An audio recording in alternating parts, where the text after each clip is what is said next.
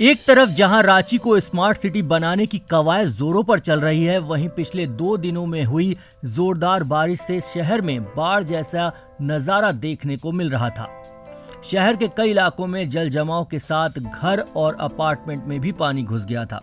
इससे लोगों को काफी परेशानियों का सामना करना पड़ा। अरगोड़ा कटहल मोड़ पर इलाही नगर और संजीवनी नगर के पास जागृति नगर, इन कॉलोनियों का रास्ता एक पठारी नदी को भरकर बनाया गया है। जानकार बताते हैं कि कंक्रीट के जंगल के बीच जल निकासी का मार्ग अवरुद्ध हुआ।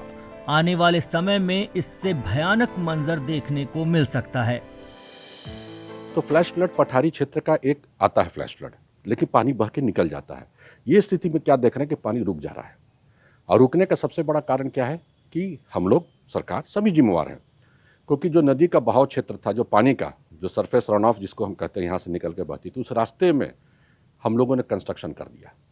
और जब भी बारिश होगी, पानी वो रास्ता फिर खोजेगी, और वो रास्ता नहीं मिलने पर वो वहीं वाटर लॉगिंग करेगी, जिसके चलते आप देखे होंगे कि बेसमेंट में, आपके जहाँ कार पार्किंग में, और कार पूरी डूब गई है, जो रांची में कभी हम लोग नहीं देखते थे।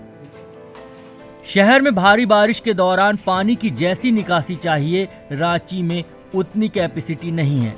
इसके पीछे भवन निर्माण में नक्शे का पालन न होना, ऊपर से व्यावसायिक निर्माण में ना तो पार्किंग और ना ही जल निकासी की व्यवस्था है। जमीन माफिया ने तो नदी की जमीन तक बेच दी है। अतिक्रमण का आलम ऐसा है कि इसके आगे सिस्टम भी बेबस है। सभी हाँ, नहीं मैं देखते क्या है कि घर लोग बना लिया और पानी का जो नाला है उसी में रोड बना हुआ है। कटहल मोड़ की तरफ जाने वाला रास्ता देखिएगा तो पूरे तरह नदी को ही पता नहीं जमीन ब्रोकर ने बेच दिया, क्योंकि नदी को बेचने से ही पानी का निकास रुक गया है। तो इस सबसे सावधान रहना चाहिए, खरीदने वाला को भी बचना चाहिए और उनको भी। तभी तो आप सब चीज जानती हैं, तो कानूनी कार्रवाई क्यों नहीं होता? मेरे हाथ में नहीं है, इसके लिए अधिकारी अधिकृत हैं, अधिकारी को ये पूरा ताकत है। अगर मेरे हाथ में रहता तो हम।